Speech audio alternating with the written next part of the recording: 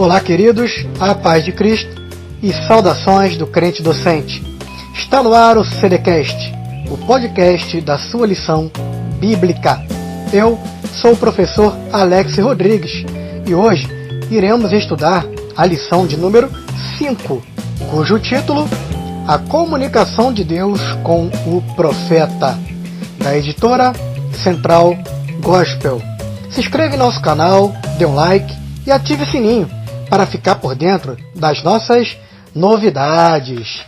Muito bem, antes de dar início propriamente dito ao conteúdo da lição proposto para o nosso pequeno debate, eu gostaria de falar que, já que o título é Comunicação, como Deus se comunicava com o profeta, basicamente isso, eu gostaria de dizer para os irmãos que existem alguns elementos indispensáveis para que haja a comunicação. São eles: transmissor, receptor, canal ou meio, mensagem e código. Ou seja, se você não tiver um desses elementos, não existirá a comunicação. Significa dizer que Deus usou de todos esses elementos com eficácia, eficiência e efetividade. Ou seja, sua mensagem tinha qualidade, tinha produtividade, tinha capacidade de tempo e tinha uma aplicação, porque ela era de fácil entendimento, era inteligível. Graças a Deus por isso. Esses elementos indispensáveis, vamos comentar cada um rapidamente. Transmissor, ora, isso é fácil. Transmissor é aquele que transmite a mensagem. No caso da nossa lição, é Deus. É Deus quem transmite a mensagem para o profeta. Segundo elemento indispensável é o receptor. Quem é o receptor na nossa lição? Os profetas. Eles que ouvirão as verdades de Deus. Veja, se o transmissor ele tem algumas obrigações, o receptor também tem. O transmissor, que no caso é Deus, tem a obrigação de dar uma linguagem clara, objetiva, precisa, concisa, claro. E o receptor também tem responsabilidade. Ele tem que aprender a decodificar a mensagem, ele tem que ter uma escuta ativa para entender a mensagem, ou seja, prestar atenção. São responsabilidades. Outro elemento indispensável, além do transmissor e receptor, nós temos o canal ou meio. O que significa isso? É por onde vai trafegar a mensagem. Naquela época era muito fácil. Falava-se, o outro entendia. Uma linguagem direta, formal. Já hoje, nessa modernidade que nós estamos vivendo, modernidade líquida, pós-modernidade, esse canal ao meio pode ter diferentes formas. Pode ser vias naturais, como era antigamente, mas pode ter as vias artificiais. Internet, telefone, mensagem de texto. Pode trafegar até com amplificadores de voz, como microfones, etc. Então, o canal ao meio é por onde vai trafegar esta mensagem. E por falar em mensagem, mensagem é outro elemento indispensável. Se eu vou falar algo com alguém, comunicar, eu tenho que ter uma mensagem. E a mensagem de Deus era a mensagem divina, uma mensagem graciosa. E por último, eu tenho que ter o código. O que é o código? O código ele tem que ser comum a ambos. Exemplo, não adianta Deus falar para um profeta, se o profeta fala a língua hebraica, Deus não ia falar a língua persa para o profeta. Não ia falar a língua grega, não ia falar a língua latina, não ia falar. Certo? Não ia falar a língua asiática, macedônica, etc. Não. Deus sempre usa ali o código, para que ambos tenham ali um código em comum para entender, interpretar mais fácil a mensagem. Então estes são os elementos indispensáveis. Agora, cuidado. Existe um elemento que não se encontra aqui, porém, se ele aparecer, ele vai destruir a mensagem, ele vai tirar o sentido da mensagem, ele vai deturpar a mensagem. Quem já ouviu falar na dinâmica chamada telefone sem fio? Você fala a mensagem, ela chega no destinatário totalmente deturpada, deformada, fora de contexto, etc. Isso nós chamamos de ruído na comunicação. E o que é um ruído? É apenas um barulho? Um barulho também é um ruído, pode atrapalhar, mas não é apenas um barulho. Um ruído é qualquer interferência ou um obstáculo ou uma barreira à comunicação. Qualquer coisa dessa que interfira diretamente, prejudicando a interpretação da mensagem, é um ruído. Já falei do barulho, mas pode ser uma visão ruim, pode ser uma visão boa demais que tire sua atenção. pode ser um cheiro, você na hora do almoço vai ler ou tentar orar a Deus, Deus falar contigo, mas você só está pensando na comida. Seu estômago já está pedindo alimento. Então são ruídos. Cheiro, como eu falei, até um layout mal feito pode ser um ruído.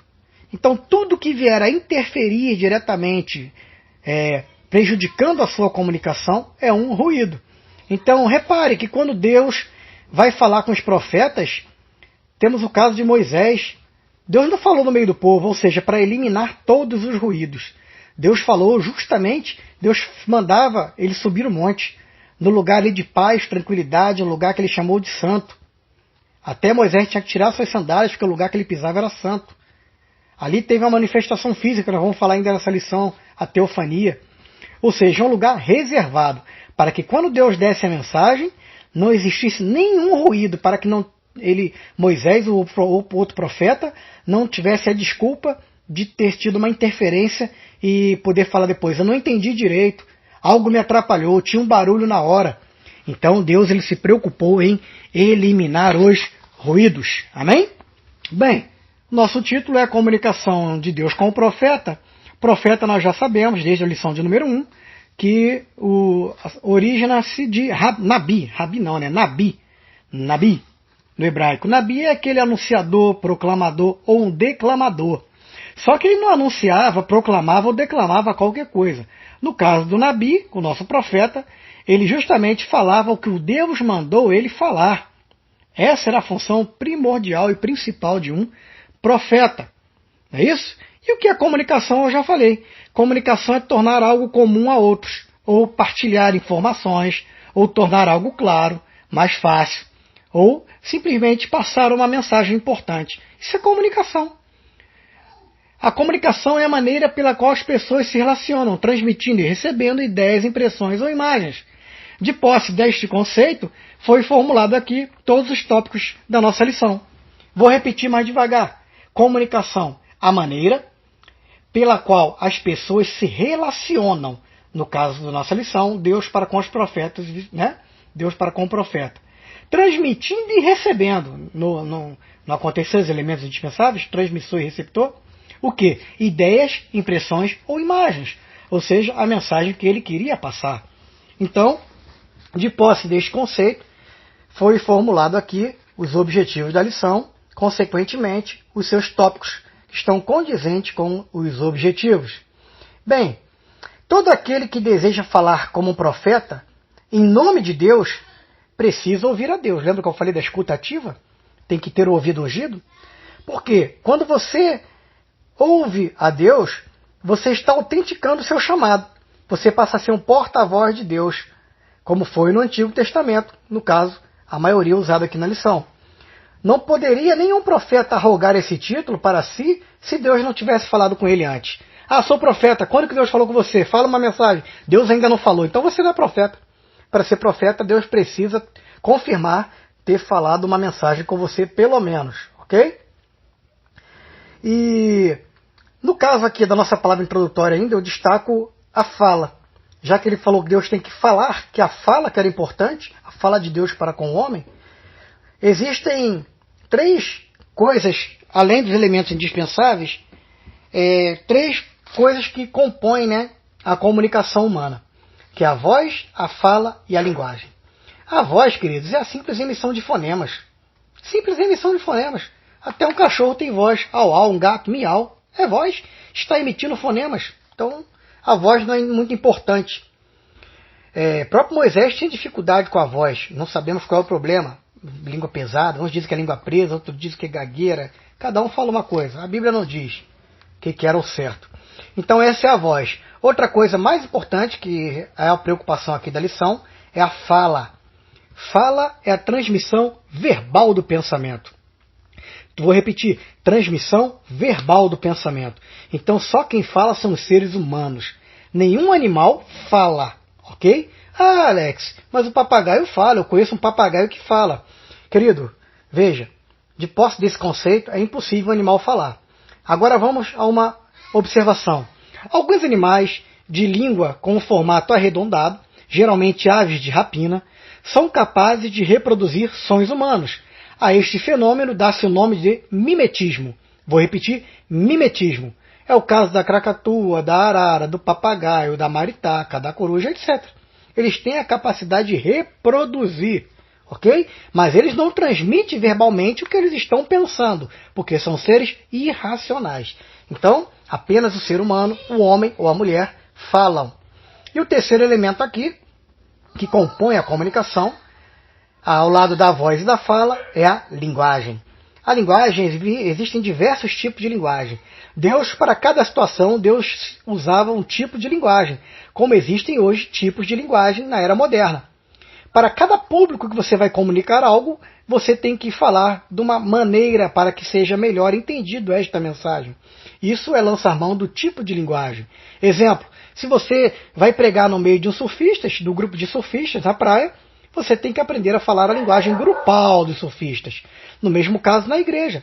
Você está falando na igreja, você chama outro de vaso, fala que vai botar a cara no pó, não é isso? Chama de varão, terra. Esse tipo de linguagem você não pode usar no meio secular. Você pode até escandalizar alguém. É uma linguagem exclusiva de um grupo. No caso, nosso grupo de evangélicos, nós protestantes. Amém? Existem outros tipos de linguagem. A linguagem culta, que é muito usada na linguagem jurídica. Existe a linguagem vulgar. De forma alguma um cristão vai sair da sua boca esse tipo de linguagem, que permite palavrões. Não é isso? Agora, qual é a melhor palavra, Alex? A regional? Não, a regional também não. Eu não estou dizendo que você não deva se orgulhar do sotaque de onde você nasceu, da região que você veio. Isso eu acho até bonito. O que não pode é você falar algumas palavras que só é conhecido lá e não em outros locais. Que você pode até escandalizar, pode ter um outro sentido em outra região. Então você não deve usar a linguagem regional, do Nordeste, do Sul, do Centro-Oeste, não. Use uma linguagem comum a todos. Lembra que eu falei, diferente de sotaque, você pode manter o seu sotaque. Apenas cuidado com as palavras e os significados. Tá bom? Então, Alex, existe alguma linguagem que é melhor, que Deus usou mais, que facilitou o processo, que se eu falar eu não erro? Sim, é a linguagem coloquial. Mas não apenas coloquial, porque a coloquial também permite algumas palavras torpes. O ideal é a linguagem coloquial cuidada, que ela vai permitir até pequenos deslizes gramaticais e de vez em quando até o uso de alguns jargões, não é isso? Mas você não vai falar nenhuma palavra chula, ou palavra torpe, ou palavrão, ou algo que possa machucar ou escandalizar outrem. Então, lance mão da linguagem coloquial cuidada. Amém? Vamos lá. No tópico 1 ele fala da comunicação verbal. Eu acho isso muito interessante. Que a comunicação verbal aqui que a revista traz, o autor foi muito feliz, destaque sobre as demais, porque ela é direta, é límpida, ou seja, sem ruídos. E na maioria das vezes dispensa interpretação. Uma linguagem sem ruído, uma linguagem direta, clara, precisa, concisa, ou seja, objetiva, dispensa comentários. Ela é fácil de entendimento e não precisa nem de interpretar, porque é fácil. É só gravar o que foi falado e repassar, e você não terá problema.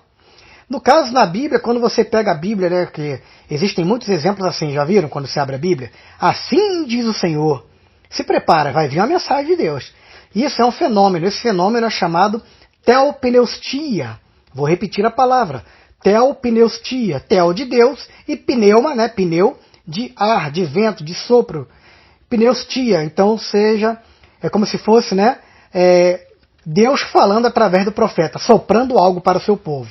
Por isso esse fenômeno chamado teopneustia acontecia diversas vezes, principalmente no Antigo Testamento, cuja frase característica tem outras similares, mas a de maior frequência é assim diz o Senhor. Comunicação verbal direta. Se você pegar ali o livro de Números, capítulo 12, ali, versículo 6 ao 8, vai falar como Deus comunicava com Moisés e também com outros, com a expressão face a face. Lembra que eu falei? Face a face, ou seja, sem interferência, sem terceiros, sem o perigo de ficar passando o telefone sem fio. Ou seja, uma mensagem direta e verbal. Falou diretamente, olho no olho, aquela pessoa fez o sinal de positivo, as suas expressões faciais demonstraram o entendimento, ok, está resolvido. Aí tem exemplo de Jeremias, tem exemplo de outros profetas que Deus falou a mensagem direta verbalmente. Normalmente, sempre por intermédio de um profeta. Deus pode usar quem Ele quer falar. Deus falou até com a mula. Deus fala quem Ele quer, quando Ele quer. Mas, geralmente, para esse tipo de mensagem, Deus usava um profeta, que era a pessoa que tinha um ofício específico para receber a mensagem e repassá-la a mesma ao seu povo. Ok? Já a comunicação verbal via intermediário, ou seja, via terceiros, necessitando de alguém para receber e depois passar, é um pouco mais complicada, mas também existiu muito aqui na Bíblia. Livro de Êxodo, livro de Daniel 9, Lucas 1, capítulo 11, Números, tem várias referências bíblicas que Deus pode usar também o profeta para falar com o outro.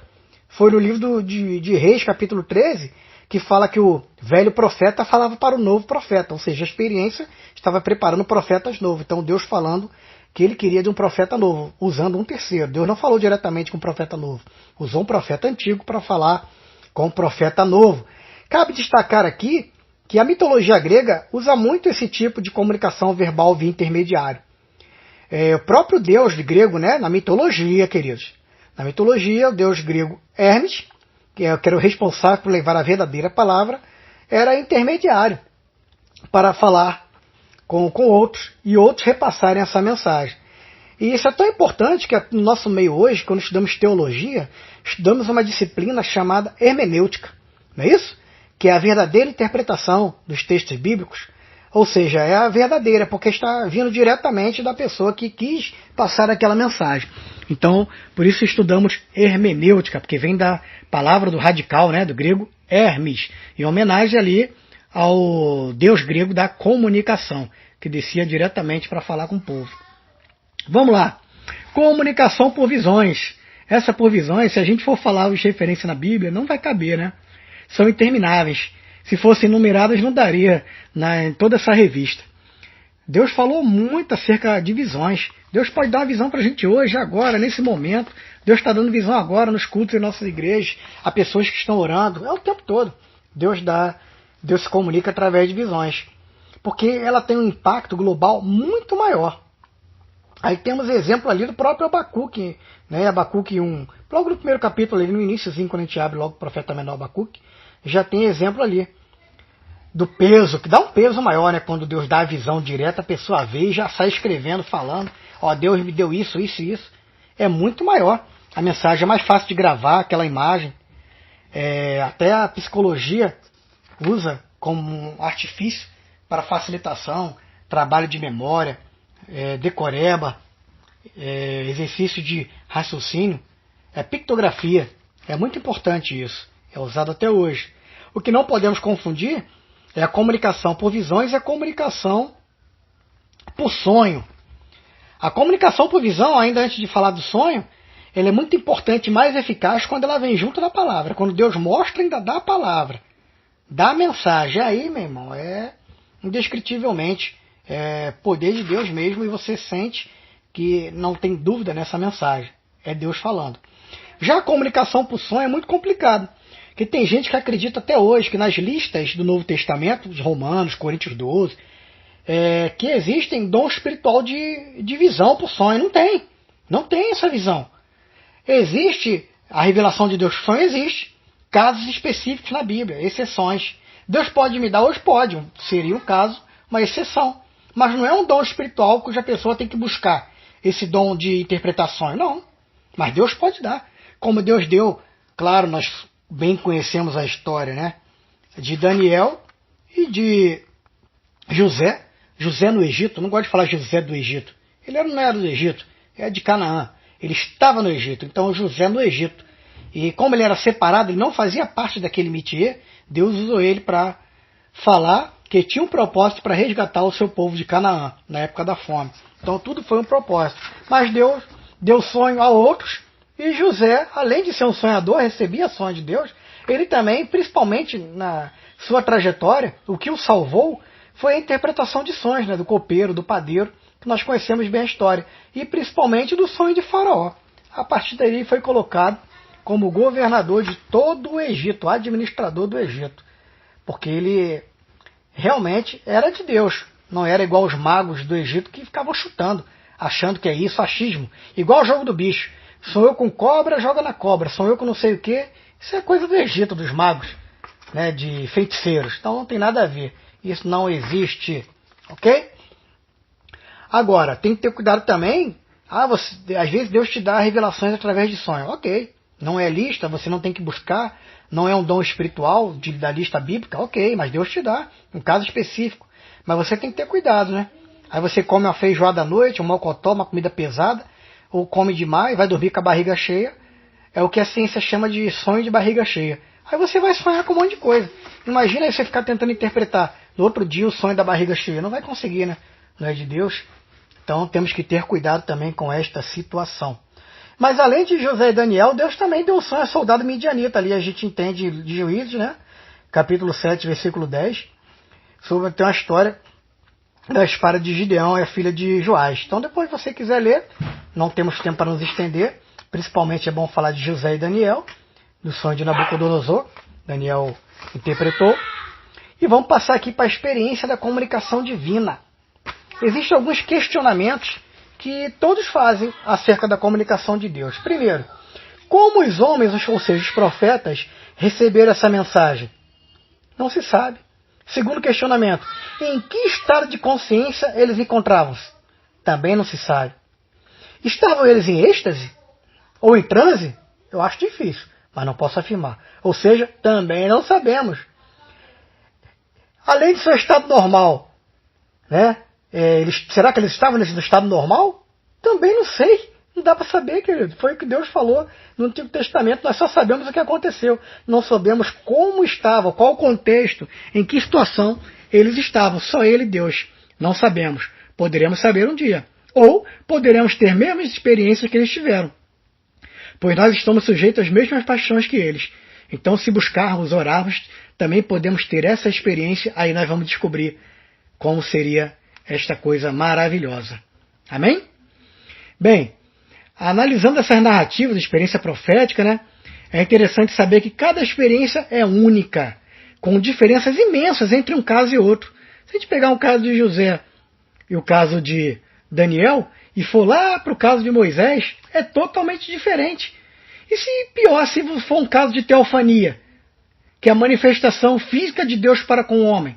Ou seja, o próprio Deus, Jesus, descer e falar com o homem a mensagem. Aconteceu com Jacó, na ocasião que foi mudado seu nome para Israel, que ele tomou um chute ali na parte da perna, que ele ficou manco para sempre. Um caso de teofania, ou seja, manifestação física de Deus para com os homens. Deus desceu do céu e falou com o homem. Imagina isso aí, querido. Então, cada experiência tem sua peculiaridade. É importante para a nossa edificação. Já que nós acreditamos, é importante a gente saber que existem essas diferenças para que no caso que ocorra com a gente, seja um desses casos. Mas pode ser até um caso inédito. Deus fala como Ele quer, quando Ele quer, para quem Ele quiser, do jeito que Ele quiser, e não nos cabe esta indagação a Deus. O que nos cabe é, se Deus falar conosco, nós passarmos a mensagem para outros. Amém? O que é muito infeliz, né, nos dias de hoje é que muitos têm banalizado a comunicação de Deus, a comunicação divina. Banalizado, com profetado em vez de profecia. Às vezes a pessoa é até profeta, Deus dá coisa para ele falar, mas o dia que Deus não dá nada, ele quer inventar. Para ele não perder a credibilidade, ele quer falar alguma besteira. Aí é profetada, não deixa de ser profecia. Então isso é muito triste, nós temos que combater isso sendo apologetas da palavra. Amém? Defender a nossa fé, porque isso também vai interferir na nossa fé. Não apenas seitas e heresias, não. É normal que todo profeta seja alvo de desconfiança. Apesar disso, é preciso crer que Deus fala com o ser humano. Nós cremos, somos crentes. Paulo ensina o quê? Que as profecias devem ser julgadas, mas nunca desprezadas. Amém? Temos que julgar a profecia e não o profeta. E não desprezar as profecias, mas julgá-las e assimilá-las. Amém? Bem, queridos, graças a Deus pela sua palavra. Fico muito feliz em ter participado rapidamente, mas foi muito edificante para mim estudar essa lição, um grande aprendizado. Eu queria agradecer a você que ficou conosco aí nesse período. Não deixe de seguir o Crente Docente, não.